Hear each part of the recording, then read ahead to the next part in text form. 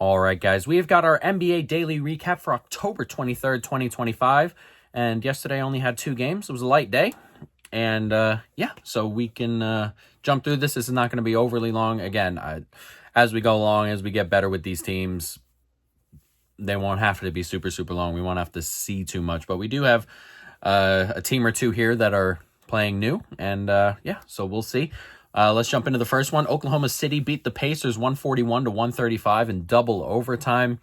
Another double overtime game for the Thunder, who are continuing to kind of play this early stretch without a lot of bodies. Cason Wallace missed this game. Jalen Williams missed this game. They've had a variety of different people miss time so far, and they continue to win. A couple of the Rockets are a good team, and the Pacers here. One thing the Rockets and Pacers do have, or don't have, or do have together, have in common, they're both running without points, really. No McConnell in this game, obviously no Halliburton. And the offense kind of struggles. You see it. Obviously, this is the NBA, and dudes make shots. Siakam made a bunch of shots. Mathurin made a bunch of shots. But the regular, possession-to-possession offense is kind of clunky a little bit. And when McConnell comes back, it'll probably be a little bit easier on the eye, but for now, it might just be a little bit clunky for a while. Again, they have shot makers. Siakam can make his own shot. Mathurin can make his own shot. But they do well enough going on, and hopefully they can turn that around. And if the offense is good, I think they're going to be fine defensively. I have no issue with that. And if they're going to be fine defensively and fine offensively, they're going to make a play-in push or a playoff push. So I still think there's talent here. There's a Mathurin breakout coming, I'm pretty sure. He's the guy who's going to take the volume that Halliburton doesn't take, it looks like to me. He scored a bunch of points last night, and while he did a lot of it late and a lot of shot making late, he was pretty consistent early in terms of just getting to that 20-ish point mark every night, it looks like. So Mathurin should be the guy who makes that step forward. They're going to be having a little bit of trouble on the interior, probably, just in terms of size and ability in that spot at the center position. They have a couple guys who can play there, but we'll see. Jackson had a good game here, a lot of good drives. Also, so we'll see what the Pacers look like. Going to need a couple more games from them. This felt a lot, to be fair, like one of those effort nights like you get in the NBA, man. Some nights you put effort in, some nights you don't. Sometimes you put finals effort in, and this felt like a finals effort kind of Pacers performance, and they come up just short. Unfortunate, but it's also just a regular season game, and they put a good game out of it. As for the Thunder, again, missing bodies here, and Shea took over on his own right. He had 55, 5, and 8 here, so he understood the assignment. And Shea, I know Wemby got all that applause and stuff.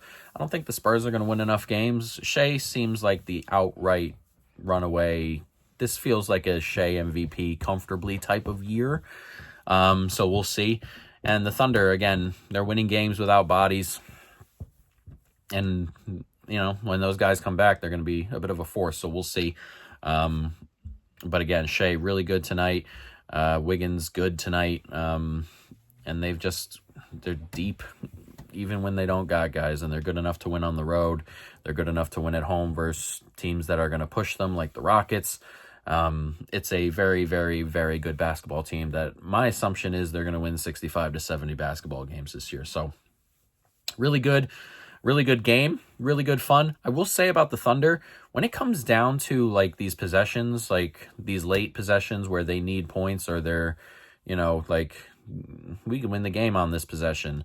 Those possessions for the Thunder are genuinely horrible offensively. And I'm not so sure if, this has been a while, but I'm not so sure when that's going to be fixed or if it's going to be fixed. Shea had a chance or two to win these games or win this game here, and they just doubled him, and there was just no other option. And Shea took a really horrible shot. And that happens all the time.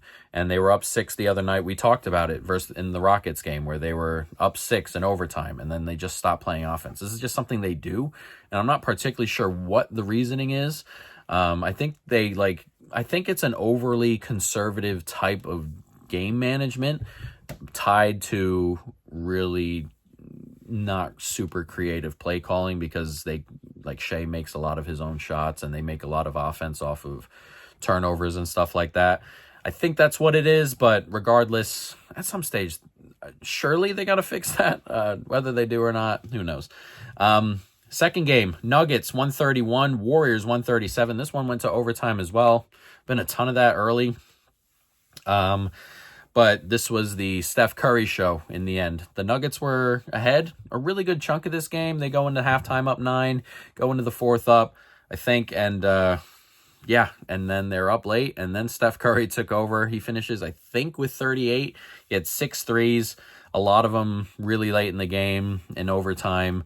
Just one of them, just one of those. Curry is going to make his shots late in this game, and there's nothing you can really do about it.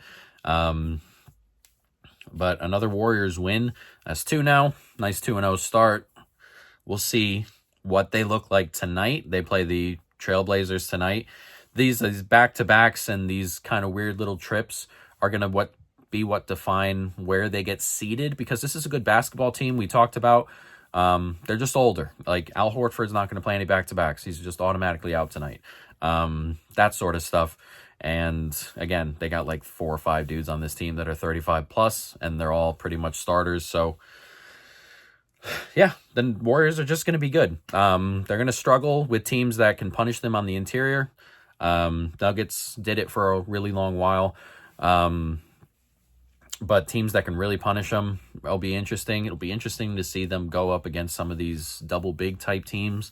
The Knicks, they were playing Mitch and Cat, or the Rockets, who are playing Steven Adams and Şengün, teams like that, because I don't think they have enough size really to kind of deal with that stuff, or enough depth in the front court to kind of deal with that stuff.